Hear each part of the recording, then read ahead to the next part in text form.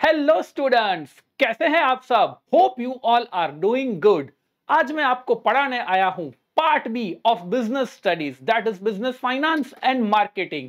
आपने part one में पूरा पार्ट वन आपने मैनेजमेंट के बारे में पढ़ा। नाउ पार्ट बी में हम पढ़ेंगे अबाउट फाइनेंस और marketing. So let's go with the part two, that is financial management.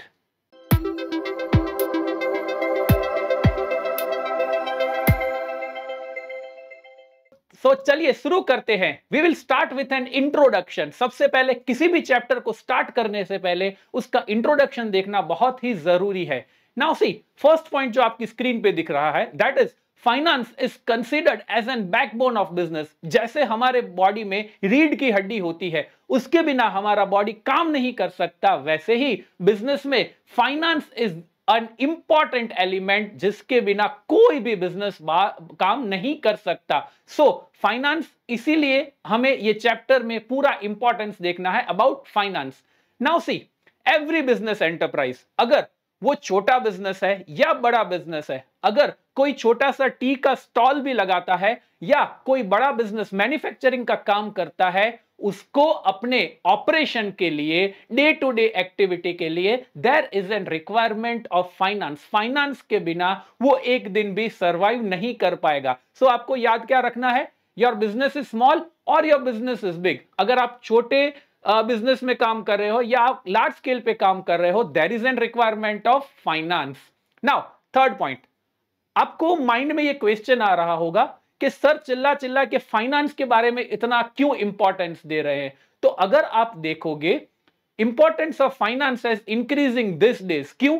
क्योंकि आजकल जितनी भी बड़ी बड़ी कंपनियां हैं, दे डू मास प्रोडक्शन, यानी बल्क में प्रोडक्शन करते हैं, और वो बल्क में प्रोडक्शन करने के लिए there is an requirement of machine which is known as capital intensive technique. आपको मशीन की जरूरत पड़ेगी। नाउ ये जो मशीन जिसकी कॉस्ट प्राइस होती है in lakhs and in crore of rupees, वो परचेज करने के लिए, आपका प्रोडक्शन एफिशिएंट बनाने के लिए अगेन किसकी रिक्वायरमेंट है? There is an requirement of money. So finance आजकल इसीलिए इतना ज्यादा इंपॉर्टेंस हो गया है।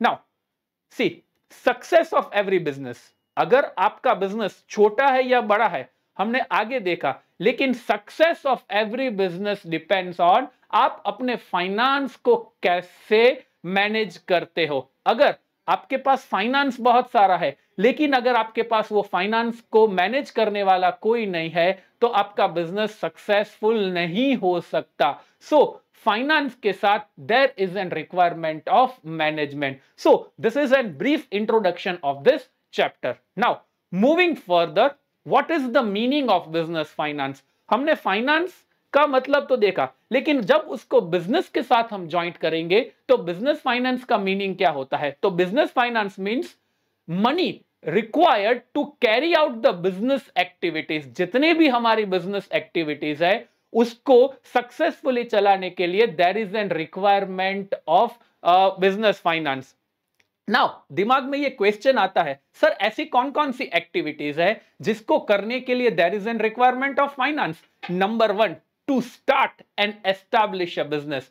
आपको कोई नया बिजनेस स्टार्ट करना है, आपने स्टार्ट तो कर लिया, for that there is an requirement of finance, लेकिन उसको सक्सेसफुली मार्केट में एस्टैब्लिश करने के लिए, कंपटीशन में सर्वाइव करने के लिए again there is an requirement of finance. Second, to run day to day activities, जैसे आपको रॉ मटेरियल परचेज किया, उसका पेमेंट करना है। प्रोडक्शन तो आप बाद में करोगे, सबसे पहले there is an requirement of raw material, तो रॉ मटेरियल परचेज करने के लिए आपको पैसा चाहिए, there is an requirement of finance. Salaries देने के लिए there is an requirement of finance, क्योंकि आपके एम्प्लॉइज फ्री में तो काम करेंगे नहीं, आपकी कंपनी प्रॉफिट कर रही है या लॉस कर रही है, एम्प्लॉइज को उससे मतलब नहीं है। At the end of the month there is an requirement of salary, और सैलरी पेमेंट करने के लिए आपको चाहिए मनी। फिर third, to modernize, expand the business. अगर आजकल आप देखोगे, take an example of an D Mart. D Mart की पूरे इंडिया में कितनी सारी ब्रांचेस है? इन मेट्रो सिटीज, एक मेट्रो सिटी में you will find 10 branches of D Mart. तो डी मार्ट ने अपनी ब्रांचेस को, डी मार्ट ने अपने बिजनेस को एक्सपांड करने के लिए उसको भी there is an requirement of finance. So to modernize आपके बिजनेस को मॉडर्नाइज करने के लिए, लेटेस्ट इक्विपमेंट लाने के लिए, मशीनरी लाने के लिए, आपके बिजनेस को एक्सपांड करने के लिए there is an requirement of finance and to purchase asset. जैसे मैंने आपको बताया कि आजकल सभी कंपनी प्रोग्रेस करना चाहती है, सभी कंपनी मॉडर्न होना चाहती है, so for that there is an requirement of latest machinery. तो मशीनरी एसेट परचेस करने के लिए आपको फैक्ट्री एस्टैब्लिश करनी है, उसके लिए लैंड परचेस करना है, पूरी बिल्डिंग खड़ी करनी है, सारी चीजों के लिए there is an requirement of finance. तो इसीलिए जब भी माइंड में क्वेश्चन आए why finance is required, these are the few example कि आपको फाइनेंस की रिक्वायरमेंट क्यों रहेगी। नाउ मूविंग फॉरवर्ड, जो हमारा मेन चैप्टर है that is financial management. Now what is the objectives of financial management. Now see, ये लाइन ध्यान से आप पढ़ना, the primary and the most important objective is to maximise the wealth of equity share holder, which means maximizing the market price of equity share। ये हम discuss करेंगे एक example के साथ। आपने एमआरएफ कंपनी का नाम सुना होगा जो टायर्स बनाती है।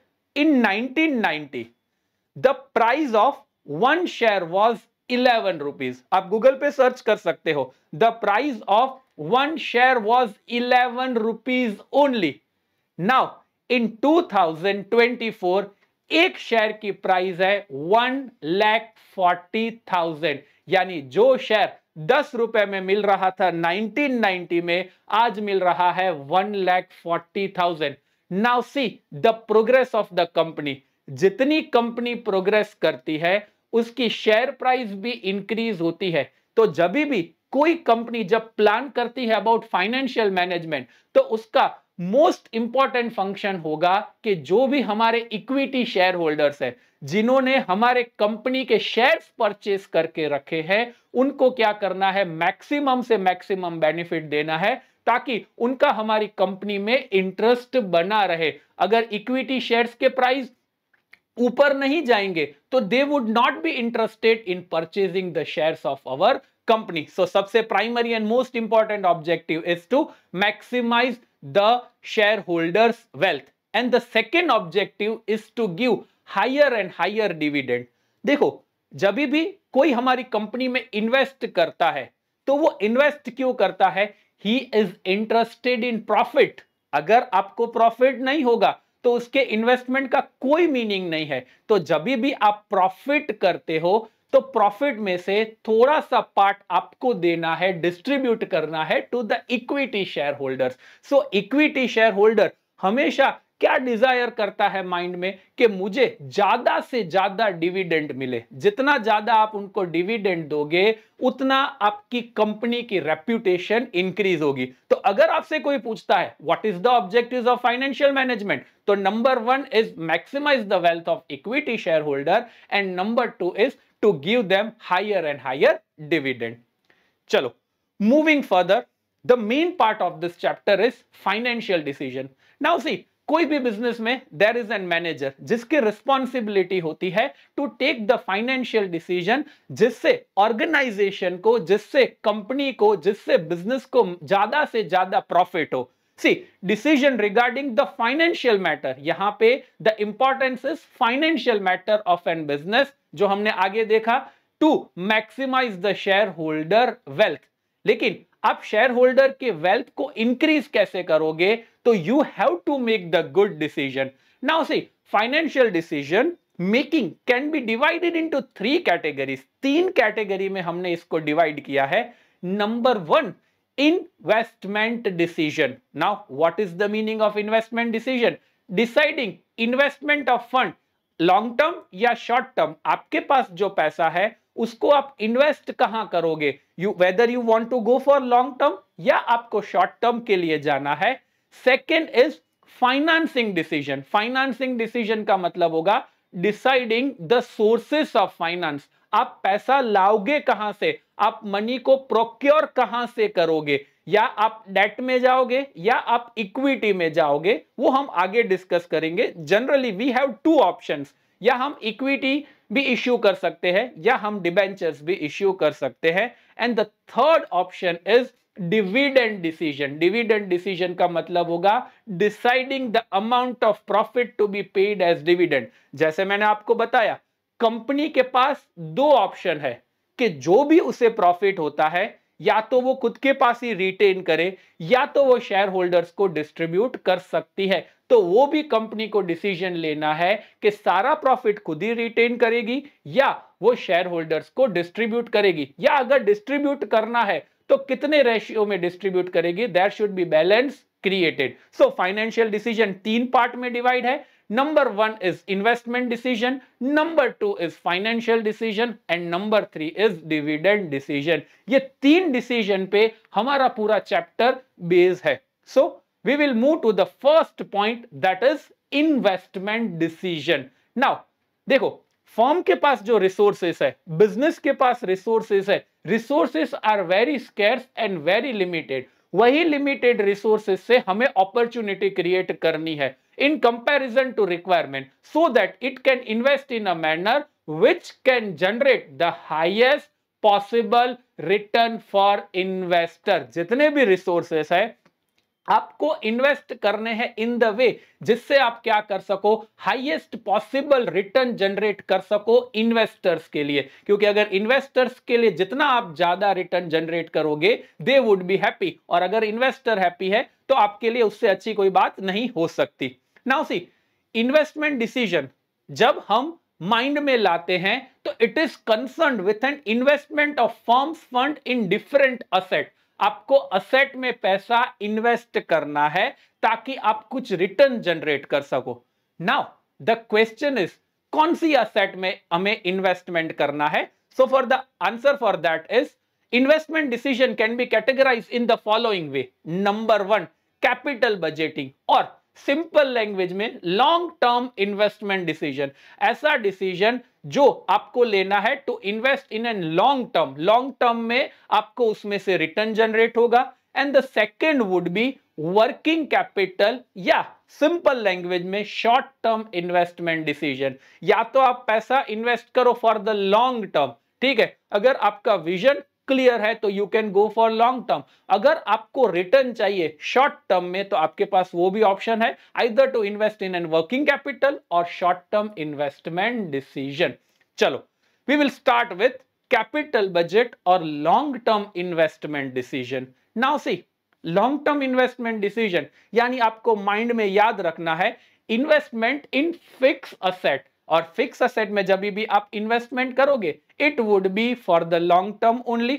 Now we will see the example कि कहां पे हमें इन्वेस्ट करना है for the long term. Number 1, purchase of fix asset like plant and machinery, land and building. अगर आप अपनी फैक्ट्री बना रहे हो, अगर आप अपनी ऑफिस बना रहे हो, एक बिल्डिंग कंस्ट्रक्ट कर रहे हो, तो it would be for the longer period. ऐसा नहीं है एक साल रह के आप बिल्डिंग को गिरा दोगे, एक साल रह के आप मशीनरी बेच दोगे। इट इज एज्यूम दैट आप ये सारी चीजें परचेस कर रहे हो, it would be for the longer period of time. फिर अगर आपको कोई नई ब्रांच ओपन करनी है तो it would also be an for a longer period of time, क्योंकि जब भी आप बिजनेस स्टार्ट करते हो तो एन एंटरप्रेन्योर कैसे सोचता है कि उसे बिजनेस चलाना है for the longer period of time. Third, launching a new product. अगर आपको मार्केट में नया प्रोडक्ट लॉन्च करना है तो अगेन आपको फैक्ट्री बनानी पड़ेगी, आपको मशीनरी लानी पड़ेगी ताकि आपका प्रोडक्ट सक्सेसफुल हो। And the fourth one is expense on research and development. These days due to high competition हमें कस्टमर के माइंड के बारे में स्टडी करना होता है। What does customer require, where are the different opportunities market में। लेकिन ये सारी इंफॉर्मेशन लेने के लिए आपको एक डिपार्टमेंट बनाना पड़ेगा जो कंटिन्यूअसली रिसर्च करके आपको इंफॉर्मेशन देगा कि क्या मार्केट में क्या चल रहा है, what is the requirement of customers, कहां से आपको फाइनेंस मिलेगा, ऑल द इंफॉर्मेशन जो भी आपको मार्केट से चाहिए। सो जब भी आप अपनी रिसर्च टीम बनाओगे, again it would be for the longer period of time. So उसमें भी आप इन्वेस्टमेंट करोगे जिसका आपको रिजल्ट मिलेगा in an longer period of time. So these are the particular example जहां पे आपको इन्वेस्टमेंट करना है इन एन फिक्स असेट, जिसको हम कहेंगे कैपिटल बजटिंग और long term investment decision. Now जो हमारा सेकेंड पार्ट था वर्किंग कैपिटल और short term investment decision. Now see, जब भी शॉर्ट टर्म आता है तो you have to remember a word that is current asset. हमने जैसे लॉन्ग टर्म में हमने याद रखा था फिक्स असेट, शॉर्ट टर्म में आपको याद रखना है current asset. Decision relating to investment in current asset like cash, inventories, आपने स्टॉक परचेस करके रखा, आपने डेटर्स यानी आपने गुड्स क्रेडिट पे सेल किया, पैसा तो आना है after some period of time.